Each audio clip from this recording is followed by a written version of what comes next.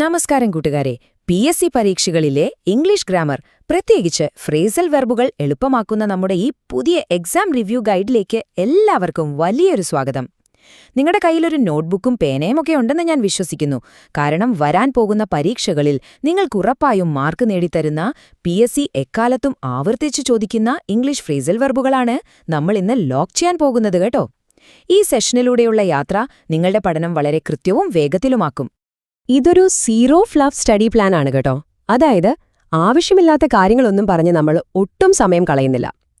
കഴിഞ്ഞ മിക്ക പരീക്ഷകളിലും വന്നിട്ടുള്ള ഏറ്റവും പ്രധാനപ്പെട്ട 4 ഫ്രേസൽ വെർബ് ഫാമിലികളാണ് നമ്മൾ ഫോക്കസ് ചെയ്യുന്നത്: പുട്ട്, കോൾ, ലുക്ക്, ഗെറ്റ്. ഈ 4 പില്ലറുകൾ കൃത്യമായി പഠിച്ച ശേഷം നമ്മളൊരു റാപ്പിഡ് റിവ്യൂയിലൂടെ മുൻവർഷ ചോദ്യങ്ങളും ചെയ്തു നോക്കുന്നതായിരിക്കും.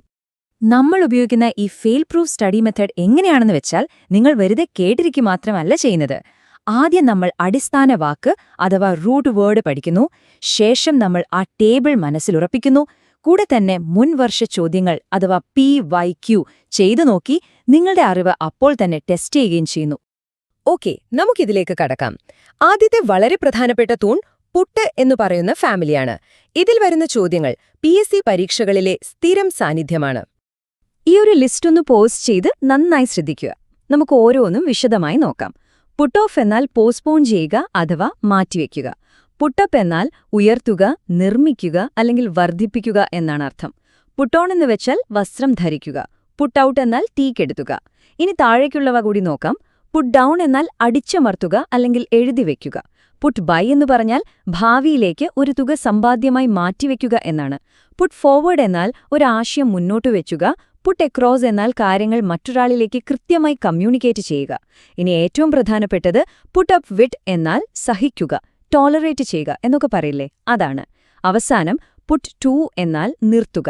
ഇതിൽ തന്നെ പുട്ട് ഔട്ട് അതുപോലെ സഹിക്കുക എന്ന അർത്ഥം വരുന്ന പുട്ട് അപ്പ് വിത്ത് എന്നിവ എക്സാമിന് ഒരുപാട് തവണ ആവർത്തിച്ച് ചോദിച്ചിട്ടുള്ള വമ്പന്മാരാണ്.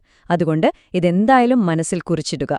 ശരി, നമ്മളെ തൊട്ടുമുൻപ് പഠിച്ച പുട്ട് ഫാമിലിയിലെ വാക്കുകൾ തന്നെ ഒന്ന് ടെസ്റ്റ് ചെയ്തു നോക്കാം. ഈ ചോദ്യം ശ്രദ്ധിക്കൂ. വിദ്യാർത്ഥിയുടെ മോശം പെരുമാറ്റം ടീച്ചർക്ക് സഹിക്കാൻ കഴിഞ്ഞില്ല എന്നാണ് പറയുന്നത്. സഹിക്കുക എന്നതിന് നമ്മൾ എന്താണ് നേരത്തെ കണ്ടത്? അതെ, പുട്ടപ്പ് വിത്ത്. ടോളറേറ്റ് അഥവാ സഹിക്കുക എന്ന അർത്ഥത്തിൽ എത്രയോ തവണ PSC ഇതേ വാചകം വെച്ച് ചോദ്യം ആവർത്തിച്ചിട്ടുണ്ടെന്നറിയാമോ? അത്രയ്ക്ക് പ്രധാനപ്പെട്ടതാണിത്. അടുത്ത ചോദ്യം നോക്കാം. സർക്കാർ ഉടനെ നികുതി വർദ്ധിപ്പിക്കാൻ പോകുന്നു എന്നാണിവിടെ പറയുന്നത്. റെയ്സ് ചെയ്യുക അഥവാ വർദ്ധിപ്പിക്കുക എന്നതിന് നമ്മൾ ഏത് ഫ്രേസൽ വെർബാണ് ഉപയോഗിക്കുക എന്ന് ഓർത്തെടുക്കാമോ?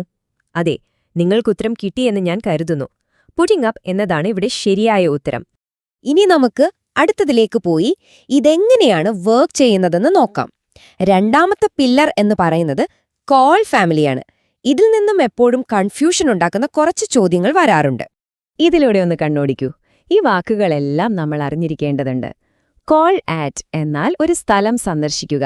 എന്നാൽ കോൾ ഓൺ എന്ന് പറഞ്ഞാൽ ഒരു വ്യക്തിയെ സന്ദർശിക്കുക എന്നാണ് അർത്ഥം. അതുപോലെ ഒരു കാര്യം ഓർമ്മിക്കുക അല്ലെങ്കിൽ ഒരാളെ ഫോൺ ചെയ്യുക എന്നതിനെ കോൾ അപ്പ് എന്നുപയോഗിക്കുന്നു. ഒരു പരിപാടിയോ യാത്രയോ ക്യാൻസൽ ചെയ്യുന്നതിന് പറയുന്നതാണ് കോൾ ഓഫ്. ഇനി അടുത്തവ ശ്രദ്ധിക്കുക. കോൾ ഫോർ എന്നാൽ എന്തെങ്കിലും ഡിമാൻഡ് ചെയ്യുക അഥവാ ആവശ്യപ്പെടുക.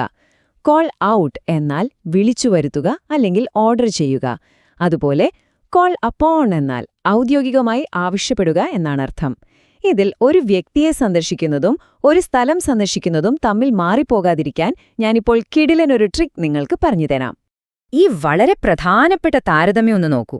ഇതിലെ രസകരമായ കാര്യം എന്താണെന്ന് വെച്ചാൽ, ഇത് തമ്മിലുള്ള വ്യത്യാസം ഓർക്കാൻ വളരെ എളുപ്പമാണ്. നമ്മൾ സുഹൃത്തുക്കളെ, അതായത് വ്യക്തികളെ കാണാൻ പോകുമ്പോഴല്ലേ നമ്മൾ ഭയങ്കരമായി സന്തോഷത്തിൽ ഒരുമാതിരി ഓണാകുന്നത്. അപ്പോൾ വ്യക്തികളെ വിസിറ്റ് ചെയ്യുന്നത് കോൾ ഓൺ, എന്നാൽ സ്ഥലങ്ങളെ വിസിറ്റ് ചെയ്യുന്നത് കോൾ അറ്റ്. ഈ സിമ്പിൾ ട്രിക്ക് ഓർത്തുവച്ചാൽ ഇത് നിങ്ങളുടെ മനസ്സിൽ എന്നും കിടക്കും. നമ്മളിപ്പോൾ പഠിച്ച ആ ട്രിക്കൊന്ന് ഇവിടെ ടെസ്റ്റ് ചെയ്ത് നോക്കാം. പുതിയ MP ഇന്നലെ പ്രധാനമന്ത്രിയെ സന്ദർശിച്ചു. പ്രൈം മിനിസ്റ്റർ എന്ന് പറയുന്നത് ഒരു വ്യക്തിയാണല്ലോ. അപ്പോൾ ഒരു വ്യക്തിയെ സന്ദർശിക്കുമ്പോൾ നമ്മൾ എന്തുപയോഗിക്കണം? നമ്മൾ നേരത്തെ പറഞ്ഞ പോലെ ആവേശത്തിൽ ഓൺ ആവും അല്ലേ? അപ്പോൾ ഉറപ്പായും കോൾഡ് ഓൺ എന്ന് തന്നെയാണ് ശരിയായ ഉത്തരം. സിമ്പിൾ അല്ലേ? അടുത്ത ചോദ്യത്തിൽ കാലാവസ്ഥ മോശമാണെങ്കിൽ അവർ യാത്ര ക്യാൻസൽ ചെയ്യും എന്ന് പറയുന്നു. ക്യാൻസൽ ചെയ്യുക എന്നതിനു പകരം നമ്മൾ പഠിച്ച ആ ഫ്രേസൽ വെർബ് ഏതാണ്? അതെ, കോൾ ഓഫ്. എക്സാമിനർമാർക്ക് ഏറ്റവും പ്രിയപ്പെട്ട ചോദ്യങ്ങളിൽ ഒന്നാണിതെന്ന കാര്യം പ്രത്യേകം ഓർക്കുക. കോൾ ഓഫ് എന്ന് പറഞ്ഞാൽ എപ്പോഴും ക്യാൻസൽ ചെയ്യുക എന്നാണർത്ഥം. കൂട്ടുകാരെ, നമ്മൾ നമ്മുടെ ഈ സ്റ്റഡി പ്ലാനിന്റെ പകുതി പിന്നിട്ടിരിക്കുന്നു. ഇതേ പൂർണ്ണ ഊർജ്ജത്തോടെ നമുക്ക് മൂന്നാമത്തെ പില്ലറിലേക്ക് കടക്കാം. അതാണ് ലുക്ക് ഫാമിലി. ഇതിൽ നിന്നുള്ള ചോദ്യങ്ങളും നമുക്ക് ഉറപ്പായിട്ടും സ്കോർ ചെയ്യാൻ പറ്റുന്നവയാണ്. ഇവിടെ കാണുന്ന ഈ വേരിയന്റുകൾ ഓരോന്നായി നോക്കാം. ലുക്ക് ആഫ്റ്റർ എന്നാൽ സംരക്ഷിക്കുക അഥവാ ടേക്ക് കെയർ ചെയ്യുക. ഡിക്ഷണറിയിൽ അർത്ഥം നോക്കുന്നതിനാണ് ലുക്ക് അപ്പ് എന്ന് പറയുന്നത്. ലുക്ക് അപ്പ് ടു എന്നാൽ ഒരാളെ വല്ലാതെ ആരാധിക്കുക അല്ലെങ്കിൽ ആഴത്തിൽ ബഹുമാനിക്കുക. അതുപോലെ ഒരു കാര്യം അന്വേഷിക്കുക അഥവാ ഇൻവെസ്റ്റിഗേറ്റ് ചെയ്യുക എന്നതിന് ലുക്ക് ഇൻ ടു എന്നുപയോഗിക്കുന്നു. ലുക്ക് ഫോർവേഡ് എന്ന് പറഞ്ഞാൽ വളരെ പ്രതീക്ഷയോടെ കാത്തിരിക്കുക. ലുക്ക് ഫോർ എന്നാൽ എന്തെങ്കിലും അന്വേഷിക്കുക അല്ലെങ്കിൽ തിരയുക. ലുക്ക് ഔട്ട് എന്ന് പറഞ്ഞാൽ വളരെ ശ്രദ്ധിക്കുക അഥവാ കെയർഫുള്ളായിരിക്കുക. അവസാനമായി പുച്ഛത്തോടെ നോക്കുക എന്നതിന് ലുക്ക് ഡൗൺ ഓൺ എന്നും പറയുന്നു. ഇതിൽ look up, look in to, look down on എന്നിവ തമ്മിലുള്ള വ്യത്യാസങ്ങൾ നിങ്ങളുടെ നോട്ടുബുക്കിൽ കൃത്യമായി കുറിച്ചുവെക്കണം. ഈയൊരു താരതമ്യം വളരെ പ്രധാനപ്പെട്ടതാണ്. പരീക്ഷകളിൽ ലുക്കപ്പ് എന്നത് മിക്കവാറും ഡിക്ഷണറിയിൽ അർത്ഥം തിരയുന്നതുമായി ബന്ധപ്പെട്ടു മാത്രമാണ് വരാറുള്ളത്. ഇത് മുൻകൂട്ടി മനസ്സിലാക്കിയാൽ പരീക്ഷാ ഹാളിൽ നിങ്ങളുടെ വിലപ്പെട്ട നിമിഷങ്ങൾ ലാഭിക്കാം. എന്നാൽ ലുക്ക് ഫോർ എന്ന് പറയുന്നത് സാധാരണയായി എന്തെങ്കിലും ഒരു കാര്യം അന്വേഷിക്കുന്നതാണ്. ഇത് തമ്മിൽ തെറ്റിപ്പോകരുത് കേട്ടോ. നമ്മളിപ്പോൾ പറഞ്ഞത് ഈ ചോദ്യവുമായി നേരിട്ടൊന്ന് കണക്ട് ചെയ്തു നോക്കൂ. വാക്കിന്റെ അർത്ഥം കണ്ടെത്താൻ എന്തുകൊണ്ട് ഡിക്ഷണറിയിൽ നോക്കിക്കൂടാ എന്നാണ് ചോദ്യം. നമ്മൾ നേരത്തെ പഠിച്ചു, ഡിക്ഷണറി എന്ന് കണ്ടാൽ അപ്പോൾ തന്നെ ഒരു സംശയവുമില്ലാതെ മനസ്സിലാക്കുക ഉത്തരം ലുക്കപ്പാണ്. അതാണ് ഇതിന്റെ റൂൾ. എത്ര പെട്ടെന്നാണ് നമുക്ക് ഉത്തരം കിട്ടിയതെന്ന് നോക്കിക്കേ. നിരവധി ആളുകൾ പാവപ്പെട്ടവരെ അവജ്ഞയോടെ അല്ലെങ്കിൽ പുച്ഛത്തോടെ നോക്കിക്കാണുന്നു എന്നാണ് ഈ ചോദ്യത്തിൽ പറയുന്നത്. ഇതിനെ നമ്മൾ ഉപയോഗിക്കുന്നത് ലുക്ക് ഡൗൺ ഓൺ ആണ്. മറ്റൊരു പ്രധാന കാര്യം കൂടി ശ്രദ്ധിക്കുക. ഇതിന് പകരമായി ലുക്ക് ഡൗൺ അപ്പോൺ എന്നും ഉപയോഗിക്കാറുണ്ട്. രണ്ടിന്റെയും അർത്ഥം ഒന്ന് തന്നെയാണ്. ഒരാളോട് കൺടെംപ്റ്റ് അഥവാ പുച്ഛം കാണിക്കുന്നതിനാണ് ഇത് ഉപയോഗിക്കുന്നത്. അതുകൊണ്ട് ഇവിടെ ഏറ്റവും പ്രധാനപ്പെട്ട കാര്യം എന്താണെന്ന് വെച്ചാൽ അവസാനത്തെ അടിസ്ഥാന പില്ലറായ ഗെറ്റ് കൂടി നമ്മൾ പൂർണ്ണമായി പഠിച്ചെടുക്കുക എന്നതാണ്. ഇതോടെ നമ്മുടെ ഫൗണ്ടേഷൻ സ്ട്രോങ് ആവും. ഈ ഒരു ലിസ്റ്റ് കുറച്ചു വലുതാണെങ്കിലും നമുക്കിത് മുഴുവൻ പഠിച്ചെടുക്കാം. ഗെറ്റ് ത്രൂ എന്നാൽ ഒരു പരീക്ഷയൊക്കെ പാസ്സാകാം. ഗെറ്റ് ഓവർ എന്നാൽ ഒരു ബുദ്ധിമുട്ടിൽ നിന്ന് റിക്കവർ ചെയ്യുക അഥവാ മറികടക്കുക. വാഹനത്തിൽ നിന്ന് ഇറങ്ങുന്നതിനും ഒരു സ്ഥലത്ത് നിന്ന് രക്ഷപ്പെടുന്നതിനും ഗെറ്റ് ഓഫ് എന്നുപയോഗിക്കുന്നു. ഇനി ഗെറ്റ് എലോങ് നോക്കാം. ഇതിനർത്ഥം മറ്റൊരാളുമായി പൊരുത്തപ്പെടുക അല്ലെങ്കിൽ പ്രോഗ്രസ് ചെയ്യുക എന്നാണ്. ഗെറ്റ് ഓൺ എന്നാൽ ഒരു കാര്യവുമായി മുന്നോട്ടു പോവുക. ഗെറ്റ് അവേ എന്നാൽ രക്ഷപ്പെടുക അഥവാ എസ്കേപ്പ് ചെയ്യുക. ഗെറ്റ് അറൗണ്ട് എന്ന് വെച്ചാൽ ഒരു തടസ്സം ഓവർകം ചെയ്യുക. ഏറ്റവും അവസാനമായി രാവിലെ എഴുന്നേൽക്കുക എന്നതിന് നമ്മൾ ഗെറ്റ് അപ്പ് എന്നുപയോഗിക്കുന്നു. ഇതിലെ ചെറിയ വ്യത്യാസങ്ങൾ, പ്രത്യേകിച്ച് ഒരു തടസ്സം മറികടക്കുന്നതും അതുപോലെ രക്ഷപ്പെടുന്നതും തമ്മിലുള്ള വ്യത്യാസങ്ങൾ പ്രത്യേകം ശ്രദ്ധിക്കണം കേട്ടോ. ഇത് വളരെ മനോഹരമായി നമുക്ക് കാണിച്ചു തരുന്നത് എന്താണെന്നാൽ എങ്ങനെയാണ് ചോദ്യകർത്താക്കൾ നമ്മളെ കബളിപ്പിക്കാൻ നോക്കുന്നത് എന്നാണ്. ഒരു വാഹനത്തിൽ നിന്ന് ഇറങ്ങുക അല്ലെങ്കിൽ രക്ഷപ്പെടുക പോലെയുള്ള മൂവ്മെന്റ് കാണിക്കാൻ ഗെറ്റ് ഓഫ് ഉപയോഗിക്കുമ്പോൾ, ഒരു പരീക്ഷ അല്ലെങ്കിൽ കടമ്പ പാസ്സാകുക എന്ന അച്ചീവ്മെന്റ് കാണിക്കാൻ ഗെറ്റ് ത്രൂ ആണ് ഉപയോഗിക്കുന്നത്. ഈ ആക്ഷനുകൾ തമ്മിൽ മാറിപ്പോവരുത്. നമ്മൾ പറഞ്ഞ വാഹനത്തിൽ നിന്നുള്ള എക്സിറ്റ് റൂൾ ഈ ചോദ്യത്തിലൊന്ന് പ്രയോഗിച്ചു നോക്കൂ. അവൾ ബസ്സിൽ നിന്ന് ഇറങ്ങിയെന്നാണ് ഇവിടെ പറയുന്നത്. വാഹനമായതുകൊണ്ട് ഉത്തരം ഗോട്ട് ഓഫ് ആണ് വരിക. പാസ്റ്റ് ടെൻസിലായതുകൊണ്ട് ഗെറ്റ് എന്നത് ഗോട്ടായി മാറിയെന്ന് മാത്രം. പരീക്ഷകളിൽ ഇങ്ങനെ ടെൻസ് മാറുന്നത് ശ്രദ്ധിക്കാൻ നിങ്ങൾ ഒരിക്കലും മറക്കരുത്. ഞാൻ പരീക്ഷ പാസ്സായി, പക്ഷെ എന്റെ സഹോദരൻ പരാജയപ്പെട്ടു. പരീക്ഷ പാസ്സായി എന്ന് വളരെ വ്യക്തമായി പറയാൻ നമ്മൾ ഉപയോഗിക്കുന്നത് ഗോട്ട് ത്രൂ ആണ്.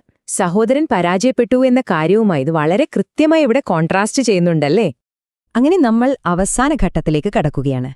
ഇനി നമുക്കൊരു റാപ്പിഡ് റിവ്യൂയിലൂടെ മുൻ വർഷങ്ങളിൽ എല്ലാ പേപ്പറുകളിലും ഏറ്റവും കൂടുതൽ ആവർത്തിച്ചു ചോദിച്ച വളരെ പ്രധാനപ്പെട്ട ചില ജോഡികൾ പെട്ടെന്നൊന്ന് റിവൈസ് ചെയ്യാം.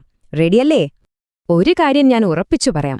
നമ്മൾ പഠിച്ച ഈ പ്രധാനപ്പെട്ട 5 പോയിന്റുകളെങ്കിലും നിങ്ങൾ കൃത്യമായി ഓർത്തുവെച്ചാൽ നിങ്ങൾ ബാക്കിയുള്ള ഉദ്യോഗാർത്ഥികളെക്കാൾ എത്രയോ മുൻപന്തിയിലായിരിക്കും.